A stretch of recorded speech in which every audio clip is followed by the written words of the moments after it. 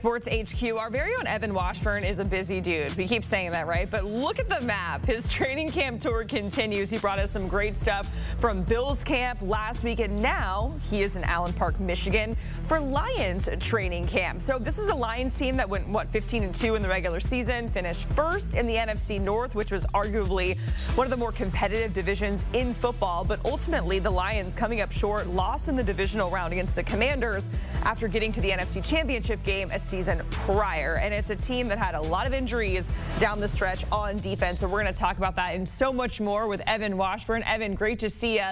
The Lions, first things first, figuring out what life is like post Ben Johnson. He is now with a divisional foe in the Bears, and Jared Goff kind of downplaying the change at OC, saying, hey, it's a lot of the same. Do you get that sense being out there that it is a lot of the same? Well, in terms of this practice, it definitely felt the same as in years past, but that's more of a Dan Campbell impact. It's as physical, intense, competitive an environment that you'll feel here in late July, early August in training camp as any team across the league. But specific to the new offensive coordinator, John Morton, and that impact on this offense that was the most productive in the NFL last year, and on Jared Goff, who had a career season, I think you laid it out correctly. He downplayed it, but he also, I think, felt a little irritated in his podium about all the constant questions. We sat down with him here, and I asked him about that, where that comes from. And I think part of it's just being an athlete, being a player, Jacqueline. They're the guys on the field doing it. Yes, Ben Johnson was fantastic, dialing it up, but the players made the plays. So I think as a group, they feel like, with John Morton calling the plays, he was part of building this offense, too, important to note, back in 2022, from the foundational point to where it is now, so he's very familiar with it. There are going to be tweaks, but overall, it's going to be the same approach, and there would have been tweaks if Ben Johnson would be calling it. But the biggest question mark and the biggest thing they have to work through here in training camp, Jacqueline, is getting to the point from a chemistry standpoint where they're seeing the game the same way, that being Jared Goff and John Morton. And talking to Jared after practice, he feels like they're already on their way to being in the place they need to be by week 1 of the season.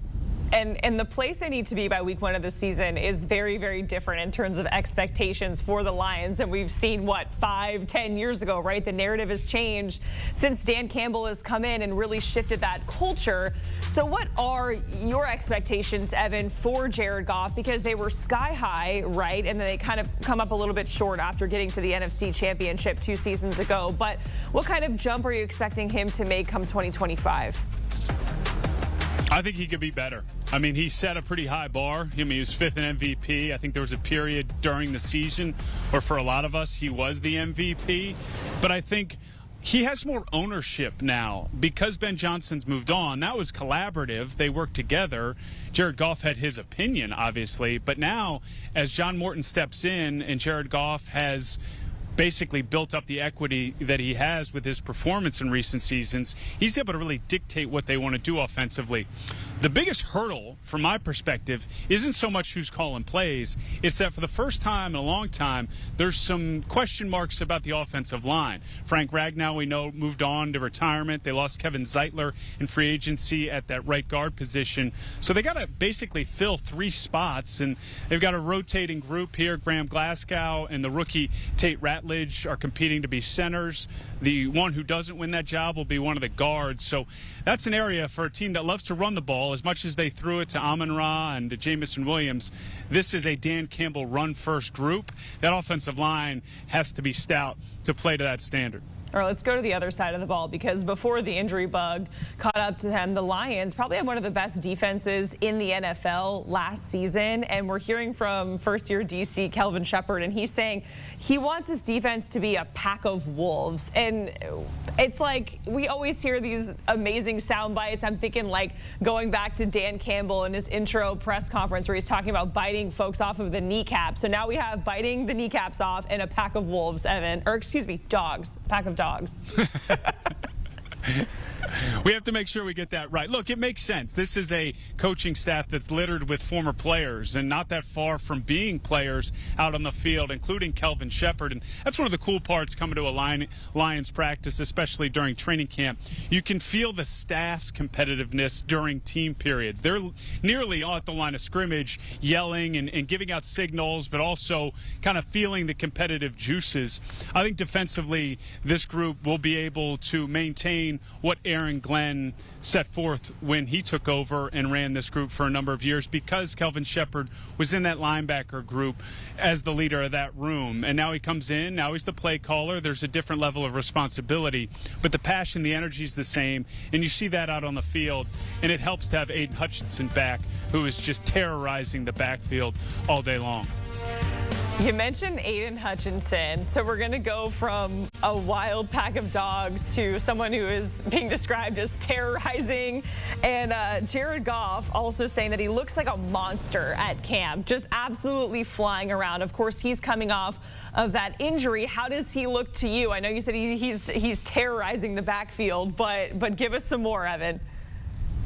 Yeah, we need more adjectives, yes. Whether it be canines, monsters, aliens. We'll see what we can settle on. I would say Aiden Hutchinson encompasses all of those things. Most importantly, he is playing with no sense of fear or tentativeness coming off what was a pretty gruesome injury to that leg. And the explosions there, the strengths there, his ability to, have that first step that's so effective, but also shed blockers. You saw that in the team periods. I mean, Jacqueline, they're in full pads for periods of this practice, and they're nearly tackling live to the ground. So you do get a great look, especially at line play. And I thought Aiden Hutchinson was the best player on the field for a large portion of those periods of practice. All right, let's go to the secondary, because that's something that the Lions did address in the offseason, adding Reed and Maddox. So what has stuck out to you about the corners at camp? They're tested. I mean, they have to try and chase down Jamison Williams and his speed, Amon-Ra St. Brown, and really what he can do all over the field. You've got Tim Patrick, who really came on. So it's fun to watch the 7-on-7 periods of practice to see how that new look secondary is coming along. And I think they are going to be better than they were a year ago, but by no means are they ready to match what this offense and that wide receiver core can bring. I love DJ Reed as a player. I think he's physical, he can play the run, but he also has the speed to keep up with some of the top wide receivers in this league. And then you mentioned Avonte Maddox. What he's done in Philadelphia, I think, brings a level of professionalism and experience that this group could use. But make no mistake, Brian Branch is the guy that kind of stirs the drink in that back end. He's an all-pro caliber safety, and he looks every bit of it right now.